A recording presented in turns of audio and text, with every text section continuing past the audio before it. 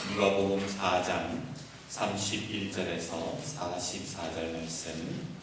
갈릴리의 가버나움 동네에 내려오사 안식일에 가르치시매 그들이 그 가르치심에 놀라니 이는 그 말씀에 권위가 있음이로라.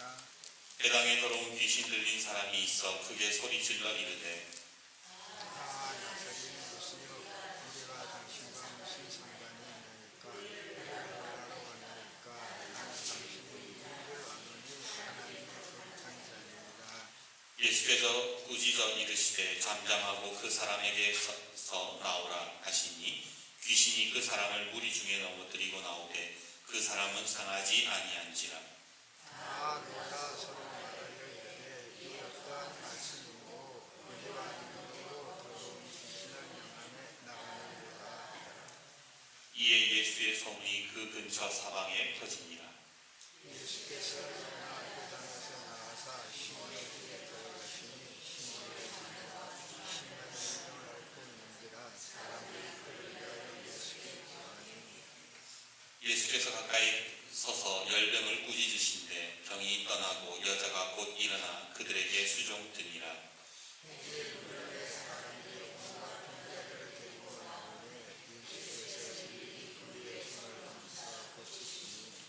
여러 사람에게서 귀신이 나가며 소리질러 이르되 당신은 하나님의 아들이니이다. 예수께서 꾸짖으사 그들이 말함을 허락하지 아니하시니 이는 자기를 그리스도인 줄 알미러라. 예수께서 나오사 한적한 곳에 가시니 인류가 집사가 나면서 자기들에게서 떠나지 못하게 말리오르니 예수께서 이르시되 내가 다른 동네들에서도 하나님 나라 복음을 전하여야 하리니 나는 이 일을 위해 보내심을 받았노라 하시고 갈릴리 여러 회당에서 전도하시더라. 아멘.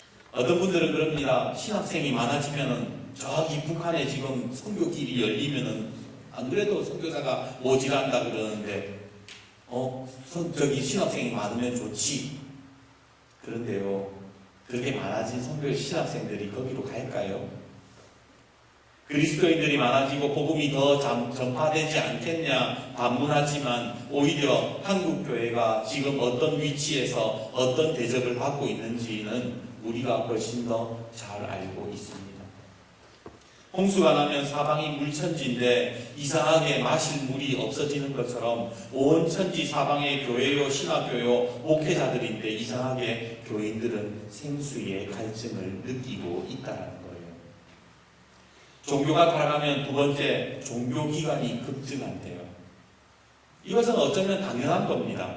성직자가 많아지니 당연히 교회나 사찰도 증가할 수밖에 없겠지요. 왜냐하면 목사나 신부, 승려도 보직이 있어야 되고 먹고 살아야 되니까요.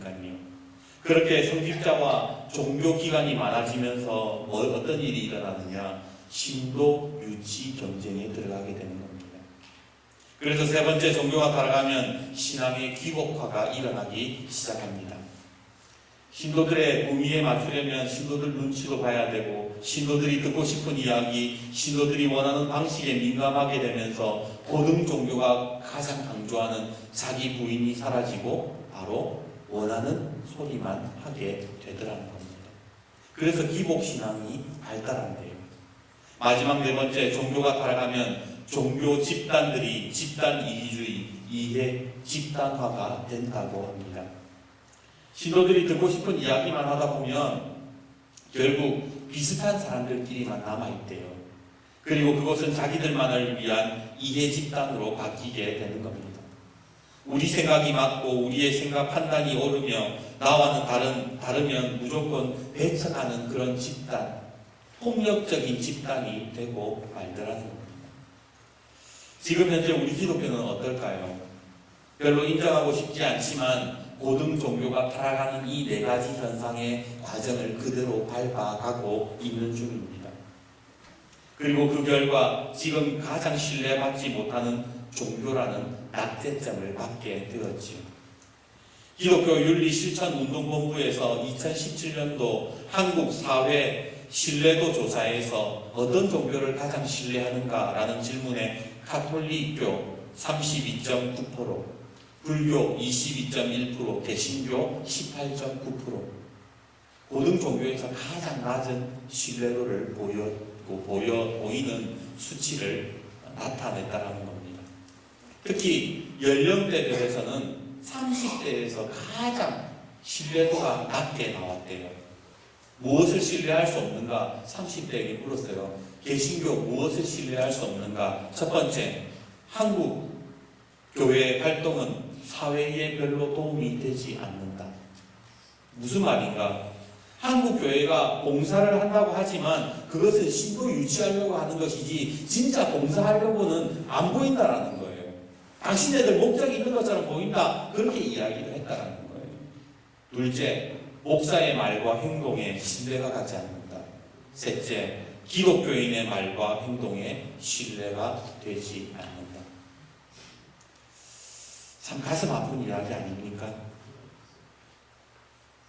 불과 50년 전만 해도 빛과 소금이 되었고 믿을 만한 종교, 기독교인들은 참 신뢰할 만한 사람이라는 그런 이야기들이 많았었는데 왜 우리는 지금 이런 지경에 와 있게 된 것일까요? 저는 오늘 그 이유를 오늘 본문 34절에서 찾았습니다. 우리 34절 말씀 같이 읽겠습니다. 시작. 나사렛 예수여, 우리가 당신과 무슨 상관이 있나이까? 우리를 멸하러 왔나이까? 나는 당신이 누구인 줄 아노니 하나님의 거룩한 자니이다. 그렇습니다. 기독교인이면 예수님이 누구인지 다 알아요. 예수님은 하나님의 아들이고 거룩한 분인 것도 알고 있습니다. 그런데 뭐가 문제입니까? 나사렛 예수여, 우리가 당신과 무슨 상관이 있나이까? 그런 삶을 살았기 때문에 지금 현재 우리의 모습이 이렇게 된 게 아니냐라는 겁니다. 예수님이 뭐라 그러셨습니까? 심령이 가난한 자가 복이 있다 말씀하셨지만 우리는 돈 있는 자가 복이 있다고 말하고, 주님은 애통하는 자가 복이 있다, 온유한 자가, 의에 줄이고 목마른 자가 복이 있다고 말씀하시지만 주님 앞에 울지 않으며 이익을 위해서는 불같이 화를 내고 불의와 타협하며 의에 목말라 하지 않는 모습들, 예수님이 나와 무슨 상관이 있습니까? 라고 살아가는 사람들 때문에 바로 우리 기독교가 이렇게 되지 않았냐라는 겁니다. 오늘 누가복음 기자는 이런 모습을 가리켜서 더러운 귀신 들린 사람이라고 표현을 합니다. 예전에 말씀드렸지만 귀신 들렸다는 게요, 눈 뒤집고 이상한 소리를 내는 게 귀신 들린 게 아니에요. 예수님과 상관없이 살려고 하는 마음, 생각, 생활, 그것이 곧 더러운 귀신 들린 것이라고 말씀을 드렸습니다. 오늘 33절 말씀 한번 보십시오. 더러운 귀신 들린 사람이 어디에 있습니까? 바로 회당에 있었다라고 성경은 그렇게 말씀합니다. 33절 같이 한번 읽어봅시다. 시작. 회당에 더러운 귀신 들린 사람이 있어 크게 소리 질러 이르되. 여러분, 회당이 뭐하는 곳이에요? 하나님 앞에 예배드리는 곳 아닙니까? 만약 회당에서 이 사람이 이상한 거품 물고 이상한 소리 내면서 그랬다면 사람들이 가만히 있었을까요? 아마 쫓겨나도 몇백 번은 더 쫓겨났을 법한데 어떻게 이 사람이 회당 안에 있었냐 말이에요. 이 사람이 어떻게 회당 안에 있을 수 있었겠습니까? 아무런 티가 안 났기 때문에 회당 안에 있었다는 거예요. 오늘 교회도 마찬가지입니다. 똑같이 예배드리지만 아무런 티 안 나잖아요. 똑같이 우리가 신앙생활 하지만 티 안 나잖아요. 성경이 말씀하는 바, 어떤 사람이 진짜 귀신 들리는 사람이라고 말씀하고 있는 겁니까? 예수님을 믿는다고 하나님이 어떤 분이신지도 알고 예수님이 어떤 분이신지도 알지만 예수님과 전혀 상관없이 사는 사람들, 그 사람들이 귀신 들린 사람이라고 이야기하는 겁니다. 그리고 이 귀신 들린 사람들 때문에 교회는 힘을 잃어가고 세상에 손가락질을 받더라는 거예요. 그러면 여러분, 어떻게 하면 귀신이 나갈까요? 간단합니다. 예수님 만나면 되는 거예요. 우리 35절 말씀 같이 한번 읽어봅시다. 35절 시작. 예수께서 부짖어 이르시되 잠잠하고 그 사람에게서 나오라 하시니 귀신이 그 사람을 우리 중에 넘어뜨리고 나오되 그 사람은 상하지 아니한지라. 오늘 우리가 예수님과 전혀 상관없는 사람이 아니라 예수님을 만난다는 것은 예수님과 동행하는 것, 우리 호산나 찬양대가 불렀던 것처럼 주님과 함께 동행하면서 관계를 맺어가는 것, 그런 삶을 살아가는 것을 의미하는 거예요. 오늘 우리는 매 삶의 자리 속에서 우리는 이렇게 기도해야 됩니다. 주님, 제 마음과 제 생각을 주장해 주십시오. 귀신 들린 생각에서 벗어나게 해주십시오. 예수님과 상관없이 살려고 하는 그런 마음들을 버리게 해주십시오. 주님 말씀에 순종하게 해주십시오. 예수님과 관계를 맺어가는 그런 사람이 되게 해주십시오. 우리는 그렇게 기도를 계속해야 되는 거예요. 아멘. 오늘 주님을 만나서 정말 예수님과 함께 동행하는 저와 여러분이 되기를 주님의 이름으로 축복합니다. 아멘. 이제 예수님께서는 회당에 있는 귀신 들린 사람을 치유하신 다음에 어디로 가십니까? 시몬 베드로의 장모가 있는 집으로 가셨습니다. 그런데 말씀을 묵상하면서 놀라운 사실을 하나 발견했습니다. 그게 뭐냐면 지금 베드로의 장모도 귀신이 들렸다는 거예요. 아니, 성경에 분명히 베드로 장모가 열병이라고 나와 있는데 무슨 소리로 지금 베드로 장모가 귀신이 씌었는가? 어릴 적 부흥 집회에 참석했을 때에 어떤 목사님이 막 그러시더라고요. 졸지마! 눈 떠라! 나사렛 예수 그리스도의 이름으로 명할지니 잠오는 귀신아 물러갈지어다. 그분은 졸음도 귀신이고 감기도 귀신이라고 그렇게 말하시는 분이었습니다. 그런데 저는 그런 의미로 얘기하는 게 아니에요. 지금 베드로 장로에게 열병 귀신이 쓰였다, 그걸 얘기하는 게 아니라는 겁니다. 그러면 대체 무슨 귀신이 쓰였는가? 지금 베드로 장로가 앓고 있는 열병이라는 단어를 제가 찾아보니까 NIV 성경에 이렇게 돼 있어요. fever라고 돼 있는데 이 단어는 두 가지 뜻이 있어요. 첫 번째는 의학적인 용어로 우리가 말하는 머리에서 열나는 것, 열병. 두 번째는 몹시 흥분했다, 이런 뜻이에요.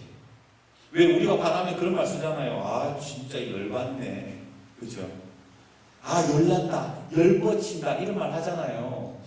마찬가지로 지금 오늘 본문의 베드로 장모의 열병을 첫 번째 열이 나는, 의학적으로 열이 나는 의미가 아니라 두 번째인 몹시 흥분하고 몹시 화가 났다라는 의미로 우리가 해석을 한다면 다르게 해석이 되는 겁니다.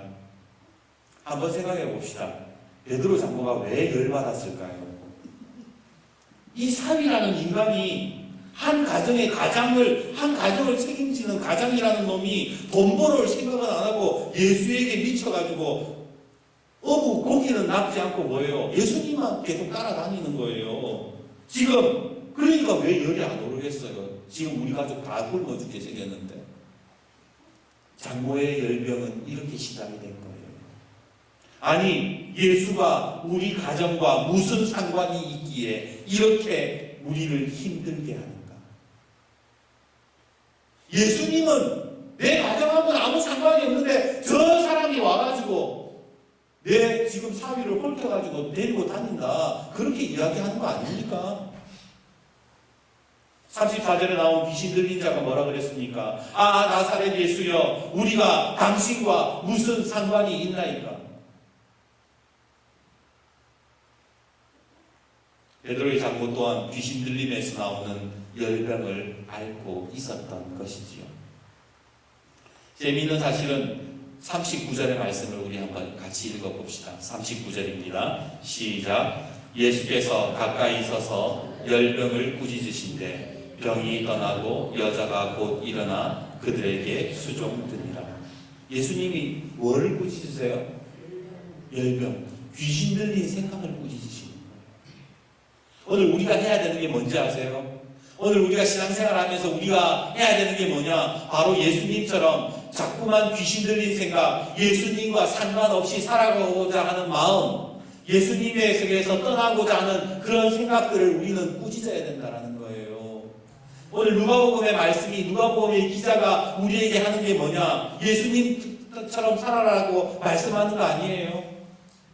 예수 제대로 믿으려면 우리를 예수님과 상관없이 살고자 하는 그 마음들을 향해서 예수님처럼 꾸짖으라고 말씀을 하시더라는 겁니다. 그러기에 다시 한 번 더 축복합니다. 예수님의 이름으로 귀신 들린 생각과 그 마음을 쫓아내시는 역사를 경험하기를 주님의 이름으로 축복합니다. 아멘. 우리는 앞서 살펴본 것처럼 예수님을 만나고 그리고 귀신 들린 생각을 꾸짖어야 된다는 것을 배웠습니다. 예수님을 만나야 인생의 모든 문제가 해결받는 것 우리는 그렇게 알고 또 그렇게 믿고 있지 않습니까? 그런데 예수님을 어떻게 만나죠? 여러분 어떻게 예수님 만나요? 대부분의 성도님들은 이렇게 대답합니다. 예배 잘 드리고 말씀 보고 기도하면 됩니다. 교회 잘 다니면 됩니다. 그거는 교회 안 다니는 사람도 다 할 수 있는 대답이에요. 어떻게 하면 공부 잘하죠? 열심히 하면 돼. 잘하면 돼. 이거는 우리가 원하는 대답이 아니에요. 말씀 열심히 읽고, 근데 왜 말씀을 못 읽어요? 기도하면 돼. 왜 기도 못해요? 어떻게 하면 우리가 진짜 예수님을 내 인생에서 진짜 경험할 수 있냐 말입니다. 언젠가 마을 주민 두 분이서 지나가면서 인사하시는 걸 제가 봤는데, 어디 가니까? 그러니까, 네? 목욕! 이러면서 서로 지나치셨어요. 굉장히 짧고 간결하지만 모든 것이 그 속에 다 담겨 있더라고요.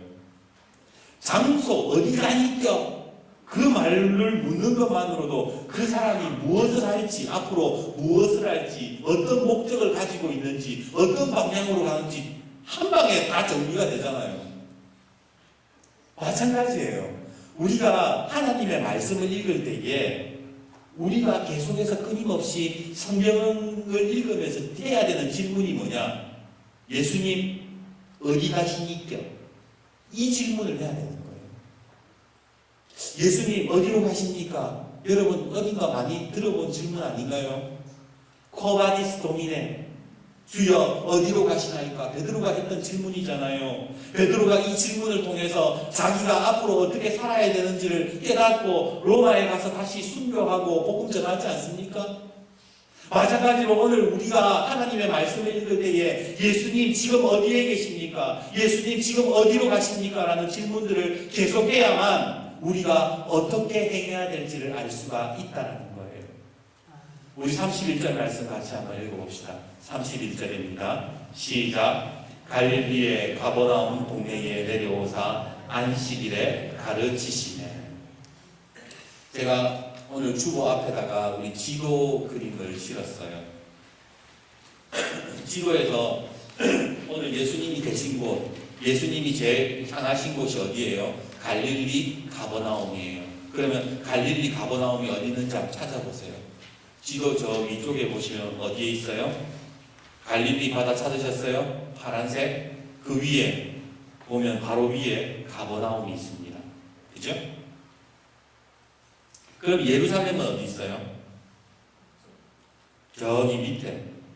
가버나움 저기 밑에 빨간색 글씨로 사해 10시 방향이 예루살렘 이렇게 되어 있죠. 근데 제가 왜 지금 지도를 보시라고 하냐면 가버나움, 갈릴리 가버나움과 예루살렘의 차이를 말씀드리려고 제가 지도를 보라고 한 겁니다. 자, 이스라엘에게 있어서 예루살렘은 어떤 곳이냐?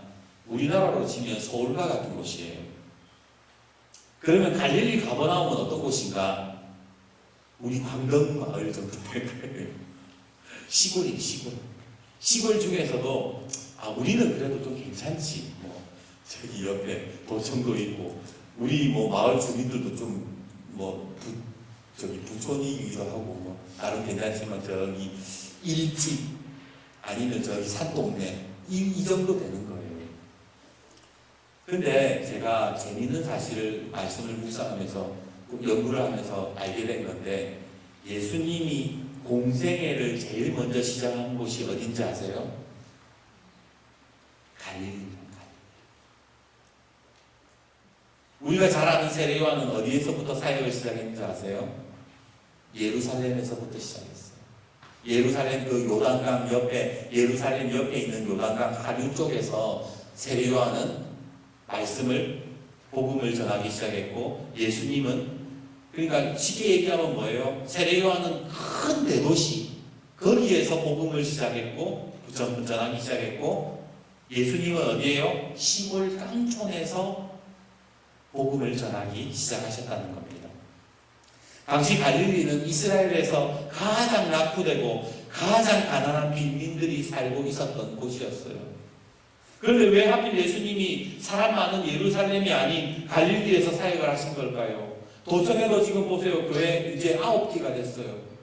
사람들이 모인 곳에, 사람들이 많은 곳에 교회를 세우는 것이, 복음을 전하는 것이 다들 맞다고 생각하시는데, 왜 예수님은 사람들이 별로 많지도 않고 가장 가난하고 낙후된 곳에서 사역을 하셨냐 말입니다. 이유는 간단해요. 대도시 예루살렘 사람들은 복음이 절박하지 않았기 때문에 그들의 마음속에는 뭐가 있었어요? 답답한 게 없는 거예요. 그들의 마음속에 뭐가 있는지 아세요? 예수가 나와 무슨 상관이 있나이까? 유대인들 중에서도 가장 부유한 사람들, 자존심이 강한 사람들, 학력, 경력, 재력, 종교적 권력들이 자신의 기득권을 안전하게 지켜줄 수 있을 것이라고 믿고 있었던 사람들, 이 사람들은 예수님이 별로 필요하지 않은 사람들이었다는 거예요. 하지만 갈릴리 사람들에게 있어서는 달랐습니다. 이스라엘 북쪽 끝자락에 자리 잡고 있는 갈릴리 호수 주변에 띄엄띄엄 자리 잡고 있는 동네마다 빈민촌이 아닌 곳이 없었고, 그들에게 물려진 것이 진인 것이 있었다면 대대로 물려받은 가난, 무지, 질병 외에는 없었다라는 거예요. 그래서 그들은 그 누구보다 메시아를 갈망하고 예수님을 필요로 했던 사람들이었습니다. 그런 곳에서 예수님은 공생애를 처음 시작하셨다는 거예요. 그러면 이제 다시 질문을 드리겠습니다. 우리가 예수님을 어디에서 만날 수 있을까요? 예수님이 어디에서 시작하셨는지를 알면 오늘 우리가 어디에서 예수님을 만날 수 있는지도 깨닫게 되는 겁니다. 바로 가난한 심령들이 있는 곳, 애통하고 긍휼 여김을 받아야 하는 곳, 천국을 갈망하는 곳, 예수님을 필요하는 곳에서 예수님을 진짜로 만날 수 있다라는 거예요. 예수님이 나와 무슨 상관이 있습니까? 라는 곳에서는 절대로 예수님을 만날 수 없다라는 거예요. 교회를 다니고 10년, 20년, 30년 다녀도 예수님과 상관없이 살려고 하는 마음속에는 절대로 예수님을 만날 수 없다라는 겁니다. 마태복음 5장에 예수님 팔복 얘기해 주면서 예수님 어디에서 만날 수 있는지 예수님 말씀해 주시잖아요. 심령이 가난한 자는 복이 있나니 천국의 그들의 것이며, 애통하는 자는 복이 있나니 그들이 위로를 받을 것이며, 온유한 자는 복이 있나니 그들이 땅을 기업으로 받을 것이며, 의에 줄이고 목마른 자는 복이 있나니 그들이 배부를 것이며, 마음이 청결한 자는 복이 있나니 그들이 하나님을 볼 것이니라. 그러면서 누가복음 17장에 뭐라 그러세요? 하나님 나라는 볼 수 있게 임하는 것이 아니요 또 여기 있다 저기 있다고도 못하리니 하나님 나라는 너희 안에 있느니라. 예수님 만나는 장소를 예수님이 가르쳐 주시잖아요. 어디에서 만날 수 있는지, 내가 지금 어디로 가고 있는지 예수님 보여주고 계시잖아요.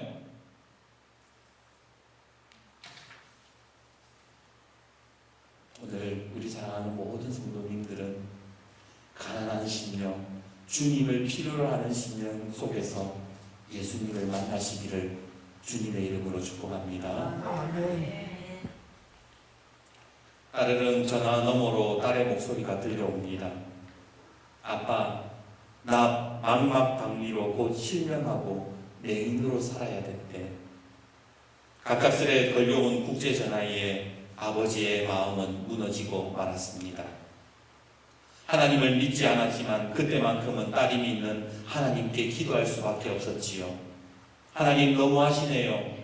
이화여대 3년 만에 졸업하고 미국에 들어가서 부장검사, 변호사로 열심히 살던 내 딸이 왜 이렇게 모진 배를 맞아야 하는 겁니까? 두 번의 이혼의 아픔과 첫째 아들의 죽음, 둘째 아들은 자폐증 진단을 받았습니다. 그 삶이 얼마나 힘들고 속이 상했으면 지금 위안말기 판정도 받았겠습니까?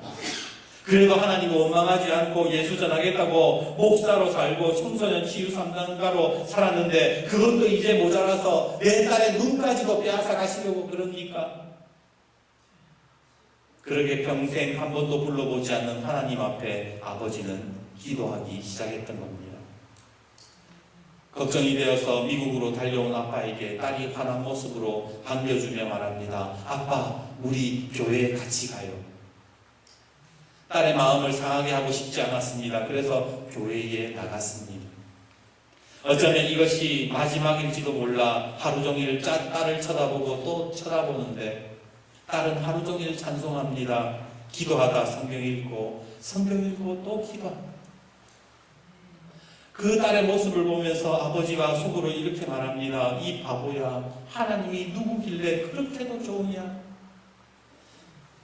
그리고 아버지가 기도하기 시작합니다. 하나님, 내 딸 미나가 볼 수만 있게 해주십시오. 그러면 저의 남은 생을 주님께 바치겠습니다.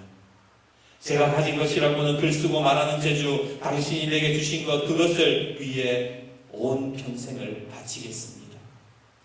그렇게 기도하기 시작하면서 그 간절한 심령 속에, 하나님을 필요로 하는 심령 속에 그는 예수님을 만나게 되었습니다. 그 아버지가 누군지 아세요? 바로 한국 최고의 지성, 대한민국 초대 문화부 장관이었던 이어령 교수의 이야기입니다. 이어령 교수가 어디에서 예수님 만났다 그럽니까? 바로 갈릴리. 주님 외에 아무것도 의지할 수 없는 자리에서 예수님을 만났던 것입니다. 갈릴리라는 말은요, 헬라어로 무슨 말인지 아세요? 갈릴리라는 원어를 찾아보니까요, 이 갈릴리는 골이라는 뜻을 가지고 있어요. 골이. 어딘가에 딱 거는 골이 아시죠? 갈릴리라는 뜻이 골이라는 뜻이에요. 예수님이 왜 갈릴리에서 사역을 시작하셨을까요? 예수님께 매달리고 싶은 고리들이 많아서 그래요. 그래서 예수님은 그곳에서 제자들을 부르셨고 그곳에서 놀라운 기적들을 이루어 가셨습니다. 오늘 우리가 예수님을 만나는 자리는 갈릴리 곧 매달리는 자리가 되어야 된다는 겁니다. 오늘 여러분들은 어떠세요? 정말 예수님이 필요하세요? 아멘. 내 가정의 지금 문제들을 보면서 내 인생, 지금까지 살아온 인생들, 한 많은 인생, 누군가에게는 말할 수 없는 그 답답한 인생들을 보면서 나는 정말로 예수님이 필요합니다. 나는 정말 예수님 없이는 못 살겠습니다. 그렇게 고백하는 심령이 있으십니까? 귀고리는 귀에 달려 있어야 되고 문고리는 문에 달려 있어야 그 존재의 의미가 있듯이 주님께 매달리는 갈릴리에 우리가 있지 못하면, 그 갈릴리의 자리에 있지 못하면 우리는 예수님을 만날 수가 없다라는 거예요.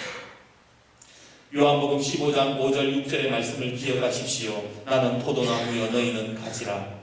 그가 내 안에 내가 그 안에 거하면 사람이 많은 열매를 맺나니 나를 떠나서는 너희가 아무것도 할 수 없습니다.